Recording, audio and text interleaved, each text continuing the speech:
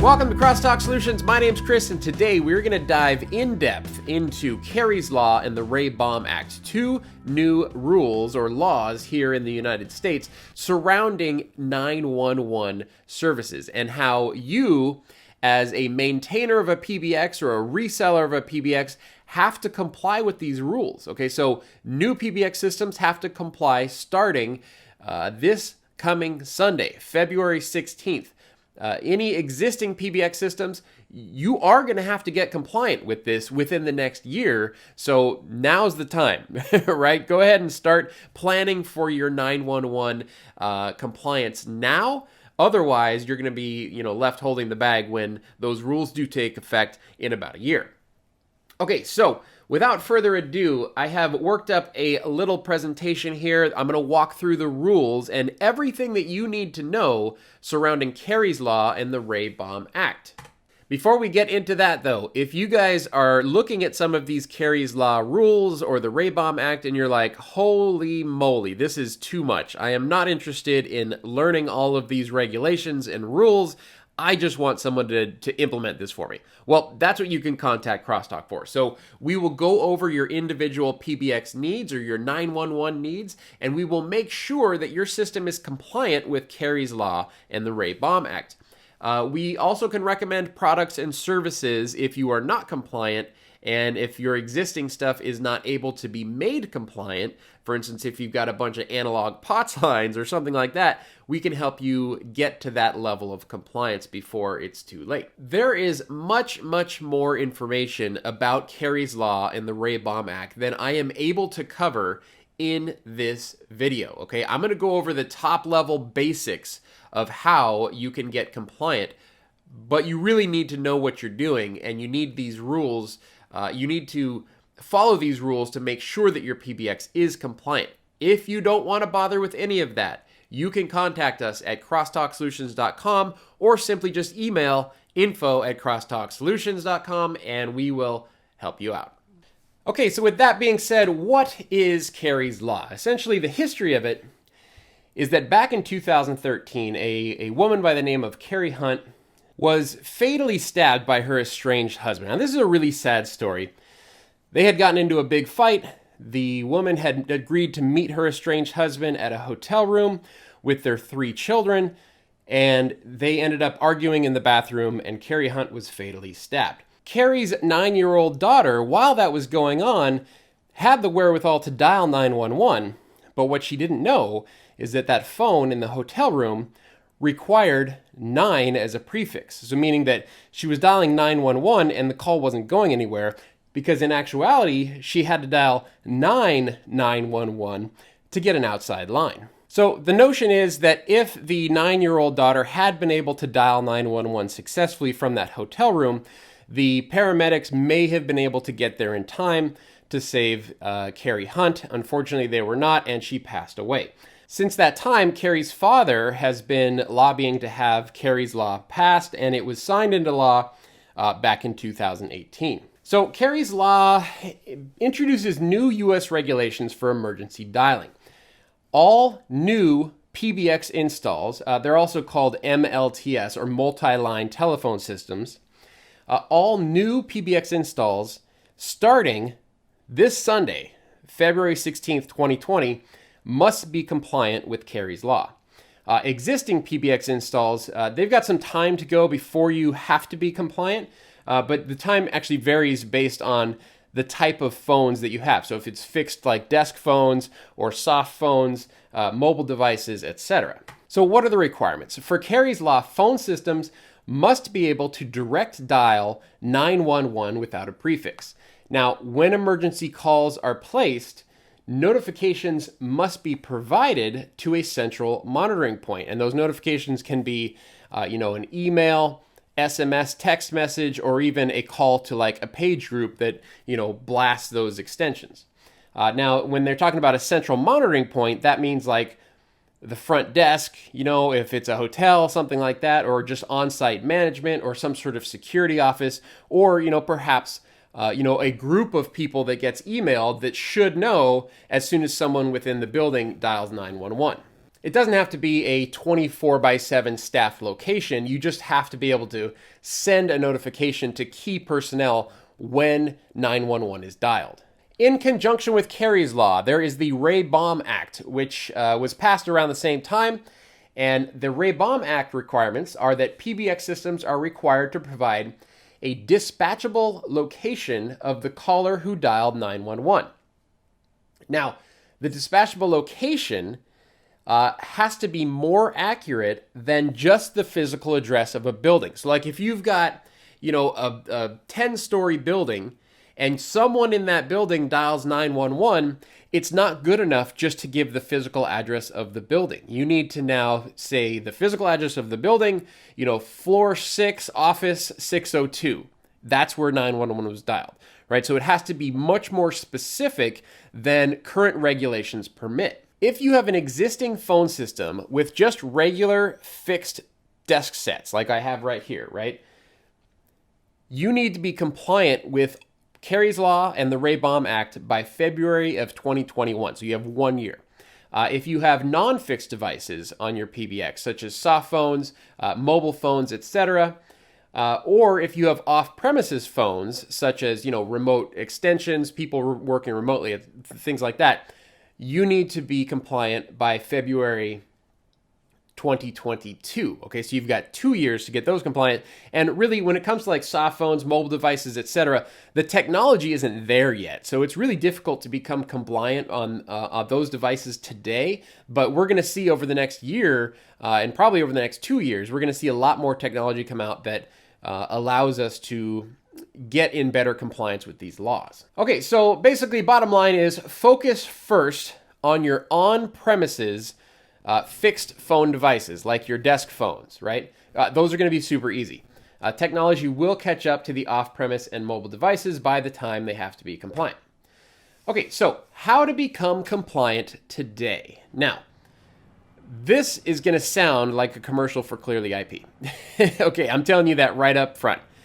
But there's a really good reason for that. And the good reason for that is because ClearlyIP has a solution for Kari's law and Ray Baum Act compliance that goes far above and beyond any other solution that I've seen out there, including Crosstalk SIP. Like we have our own SIP trunks, right? We sell wholesale SIP trunking through a third-party provider or through a bigger carrier. And my bigger carrier doesn't have anywhere close to this level of Kari's law and Ray Baum Act compliant that ClearlyIP has built into their stuff. The cool thing about ClearlyIP's e911 compliance also is that you don't have to use ClearlyIP as your SIP provider. You can use them only for your e911 compliance, right? Which is really, really great. And it can potentially save you a lot of money, especially in much larger installs. There is a referral link that I have for ClearlyIP. If you watch this video and you're like, man, that's awesome, I gotta have ClearlyIP for my Kari's law compliance, use my referral link. And again, it doesn't change your price at all, but it gets me a couple of bucks for the referral and for putting all of this information together for you. That referral link is also in the description below if you need it and you just want to be able to click on it very easily. The easiest part of this compliance is removing any sort of dial prefix from emergency dialing. Right? So requiring a prefix when dialing 911 is prohibited. You cannot require someone to dial 9 to get an outside line and then dial 911 on top of that. They have to be able to pick up a phone, dial 911, and it actually goes out to the authorities. So FreePBX already has this built in. And in fact, we've been setting FreePBX systems up this way for ages. I mean, we actually set up, you can see here, one of our example dial patterns. We set it up so that if you dial 911, 1911, 9911, or 91911, all of those will go out as just a 911, right? So we kind of cover the bases as much as possible. You'll also notice here 933. So 933 is a number of carriers provide 933 so that you can test 911 calling without actually having to call 911. I know that Crosstalk SIP trunking has 933 capability, and ClearlyIP also has 933 capability. Now, with the ClearlyIP trunking module, This is really, really easy. So you see right here where it says PBX trunk settings, they have this big blue button that says auto configure outbound routes, right? So you just hit that button and it automatically sets up your emergency dialing for you. It's very, very easy. You can also see here, look at this route caller ID for the Clearly Trunking emergency services. Now we're going to talk about that weird looking caller ID in just a little bit. But just so that you know, they try to make this as easy as possible with the ClearlyIP Trunking, whether you're actually using them for regular SIP service or not. Okay, another part of the Kari's Law and Ray Baum Act are emergency notifications. So emergency notifications must be sent to personnel alerting them to the emergency. So when 911 is dialed, the PBX must send a notification to the emergency notification destination point, which can be an SMS message, an email, or an audible page group. All right, just some way that you're getting the word out, or of course all three of them if you want. Some way that you're getting the word out that, hey, someone dialed 911, pay attention to this, basically. ClearlyIP Trunking can send a alert to any of those different methods, including SMS, email, or an audible page group. Although I think with SMS, you actually have to be using their trunking to do that, but I could be mistaken on that. In the Clearly Devices module, you can manage your notification settings very easily. So for instance, here's your SMS settings. What do you want the text message to say? Same thing with email. Where's it coming from? What do you want that email to say? And then if you have a page group set up, like so for instance, I set up this emergency page group, right? So if someone dials 911 out of the Crosstalk PBX, it's going to page the emergency page group and notify us that someone dialed 911. Here's an example of the email notification. So you can see right here, I got this email when I test dialed 933. On February 12th, 2020 at blah, blah, blah, an emergency call was placed at 933 from, and then it gives the phone number, the extension, etc. of whomever dialed that. And it tells you what trunk it went on. It tells you their location information. That's the address and stuff that's sent to 911 or the local PSAP. Callback profiles and locations. This is where we really start to get into the meat of Kari's Law, because this is where it gets confusing. ClearlyIP trunking services for e911 include two pieces of information. The emergency callback profile, okay, so that's basically when I dial 911, I need to send to the PSAP, the 911 call center, not only all the address information and more detailed address information, which we'll talk about in a second, but I need to send them a callback number, all right? So that if we get disconnected, the 911 operator can call me back and someone will be available to pick up that call. It doesn't necessarily have to go directly back to the extension that dialed 911, but like for instance, imagine a hotel. You would maybe want to have the callback profile for all of your extensions come back to a main, like if you had a hotel like by the elevator on a particular floor, as well as, some front desk locations. And like if there's a maintenance guy that has a wireless, cordless phone, like that's the ring group for the emergency callback profile, something like that. It's going to vary, based on your given situation. The second piece of information is a dispatchable location. This is the actual detailed information. So again, if we had a hotel, someone dials 911 from room 403, which is on the 4th floor, it's not good enough to send just the physical address of the building. You can see here, this is a properly formatted e911 address with dispatchable location, 123 Main Street, 4th floor, room 403, and then the city state zip, right? So this is not a real address, but this is properly formatted if it was a real address. The emergency callback profile can be set up through the ClearlyIP trunking portal. An emergency callback profile is the phone number given to authorities when you dial 911, and that's the callback number in case you get disconnected. It does not have to ring directly back to the extension that dialed 911, but it should ring a phone or group of phones that has quick and easy access to the location where 911 was dialed. Using a ring group for the emergency callback profile is a great idea and allows you to have fewer one-to-one DIDs for e911. Now, we're going to talk about the costs involved in Kari's Law and Ray Baum Act compliance in just a little bit, but that's a very important distinction. okay? Not having to do a one-to-one where every extension, like in a hotel, for instance, doesn't have to have its own DID, right? So imagine if you had a 1,000-room hotel, you're going to have 1,000 DIDs and 1,000 e911 addresses for that hotel. That's like $2,000 a month just in Kari's Law compliance. We don't want to have to do that, okay? We want to be able to do the Kari's Law compliance so that it functions within the parameters of the law, but is also going to be as cost effective for our organization as possible. So down here at the bottom, you can see the callback profiles. I've set up 2 for the Crosstalk's server. And basically, you can have as many callback profiles as you want, but we want to try to limit those. Dispatchable locations consist of all of the information that is given to the PSAP, again, the 911 operator, when someone dials 911. This is really cool, and this is where I talked about, look at that like weirdly formatted caller ID. This is how ClearlyIP, in my opinion, is currently winning the Kari's Law compliance race, right? Because what they've done, and this is really, really ingenious, when I call 911 from a particular location, okay, it's going to send out a 16-digit caller ID, okay, a 10-digit phone number with a 6-digit location code. Okay, so every single phone that dials 911 is going to have a 10-digit phone number and a 6-digit location code, okay? This is how we can get around having to have a one-to-one setup where every single phone that can dial 911 has to have its own individual DID.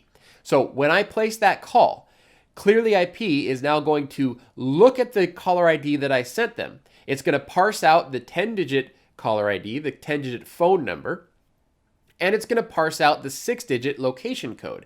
It's going to do a lookup of that location code in the database. It's going to format the address properly, the correct location for where I dialed 911, and then it's going to send to the PSAP just the 10 digits of that DID plus the correct address location, right? So it basically strips off the 6-digit location code, turns that into the correct address for whatever phone happens to be dialing 911, and then sends that information to 911.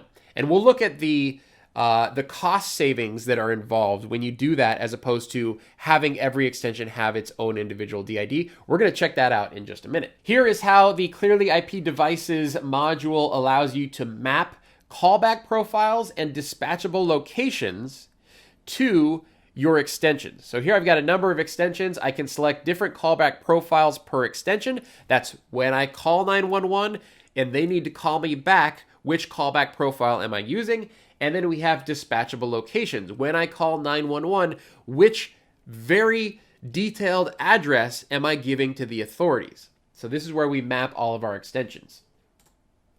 Okay, so let's look at a couple of examples. Here's a very, very simple example. This is a residential home or a single floor small office. So imagine like a Starbucks, right? Where if the authorities are called to the Starbucks, it's very easy for them to understand where to go because it's a small little building, right? It's just you walk in the door of that address and you're going to find the emergency, or you're going to find where someone dialed 911. It's very easy.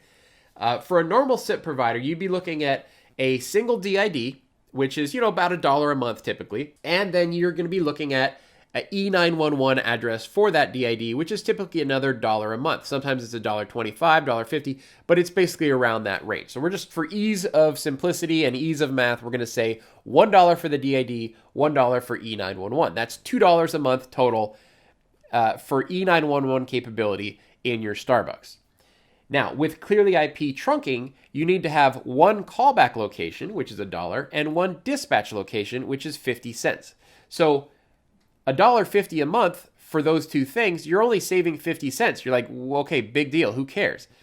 But remember, this is a very simple example. Let's look at another example. Here's an example where I have a 2-story building, okay? And here's the second floor of that building.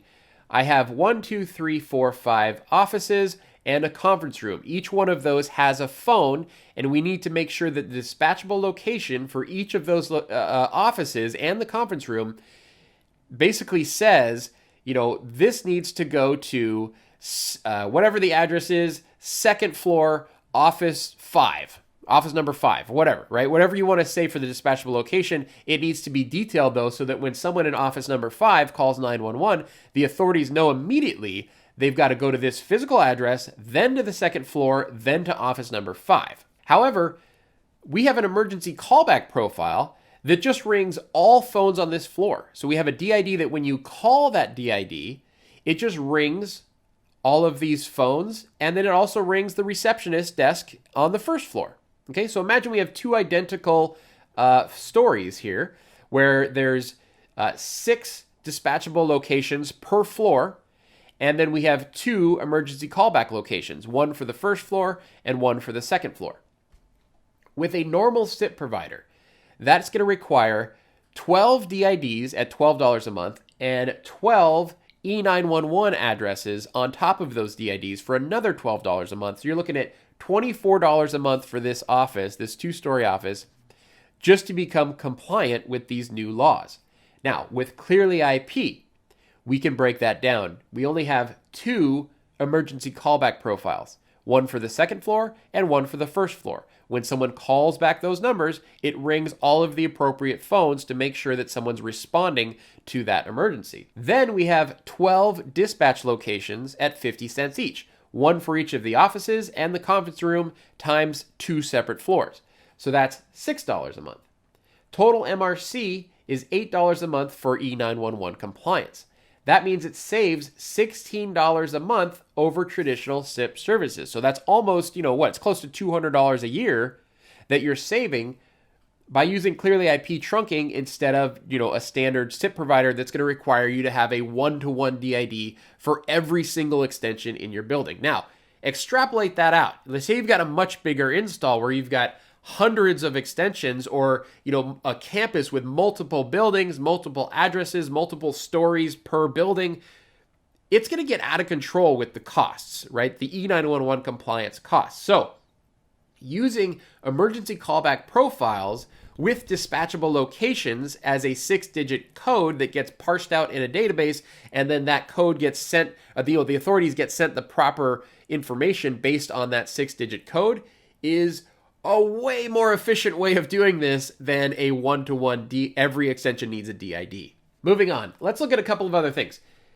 The other benefits to the Clearly Trunking for the e911 services are for users who may move around locations. So imagine you've got a user that takes their phone with them when they go between 2 branch offices or something. ClearlyIP Trunking allows them to set their own e911 information. Like when you have a phone in Office 1, you can select Office 1's location as your e911 location. If you move to Office 2, you can select Office 2's location as your e911 location, and that can be done either through the ClearlyIP phone itself or through the user control panel. So you can give that user the permission to log in, and you can say, hey, you are allowed to only view these 2 dispatchable locations, but you can set yourself to either one based on where you're sitting, today. Another thing here is considerations for hot desking. So hot desking is when you have like a call center, or you have offices that are shared by multiple people, and you have a phone that's shared by multiple people where they, log out of the phone when they leave and they log back into the phone when they show up in that office. So like if I'm extension 200, I'm in one office one day, I'm in a different office the other day, but every time I show up, I use hot desking and actually log into the phone so that extension 200 goes to this particular phone. That's hot desking. How do you handle hot desking and Kari's law compliance? There's no other vendor besides ClearlyIP that I know of that is doing this today, okay? So hot desk phone extensions, first of all, still need to be able to dial 911 even when they're logged out, okay? So if you look at this little picture down here in the bottom corner, Clearly devices, this is the background that they show when a hot desk phone is logged out. Device logged out, emergency calling only, and the device can only dial the emergency outbound route. Because it doesn't have an extension on it when it's logged out, there's no extension to extension dialing, but you do still need to be able to dial 911 from that phone. You can't have to worry about logging into the phone in order to make an emergency call. That's defeating the purpose of Kari's law. Now, when you log into a hot desk extension, it's going to prompt you on the phone where are you today? What location? Which of these dispatchable locations do you want to select as your e911 address today? And then you can, as an administrator, you can say this phone in this office or this user only has the ability to view these 5 different dispatchable locations, just where you know that they're going to be logging into one of these 5 places and that's it. You can lock that down so that you're not overwhelming your users with like 50 different dispatchable locations. It's just the ones that they would actually ever need to use. Existing phone systems that utilize hot desking will have to be compliant with this, meaning that hot desk phones need to be able to dial 911 when they're logged out, and you need to be able to set your e911 location on a hot desk phone when you log in, no matter where that hot desk phone is, okay? So can your PBX do that today? This is the only solution that I know of that can do this today, okay? So it's pretty cool. I love it. That's about it. That's the brief overview of Kari's Law, right? But bottom line is, now is when you have to start planning your Kari's Law compliance for existing PBX systems, because you only have a year to get compliant here. And you don't want to be, left holding the bag, close to a year from now and scrambling to get compliant. If you're going to be looking at ClearlyIP, once again, please use my referral code. I would really appreciate it. And again, it doesn't change your price, but it gets us a couple bucks if you do decide to sign up with ClearlyIP, either just for their 911 services or if you're actually going to use them for SIP trunking. Finally, if you are interested in having Crosstalk go over your Kari's Law compliance, let me know. Okay, email me or contact me through the contact form at crosstalksolutions.com. We can recommend products and services to get you compliant, or we can look at your situation and just go over, hey, you need to do X, Y, and Z in order to be compliant with Kari's Law. All right, so there you go. I hope you guys enjoyed this video. I know it's a lot of information, but this is super important. We're dealing with life and death situations here. You have to be compliant, especially if you are deploying PBX systems as a business for other customers. You have to maintain your customers' compliance, okay? You cannot just leave that to your customer to learn all of these rules and do it. You, as the installer, are responsible for making sure that your customers are Kari's Law compliant. All right, hope you guys enjoyed this video. It's a deep subject, man, but it is very, very important. If you have any questions, let me know. Put them down in the comments below or contact us at crosstalksolutions.com, and we will see you in the next video.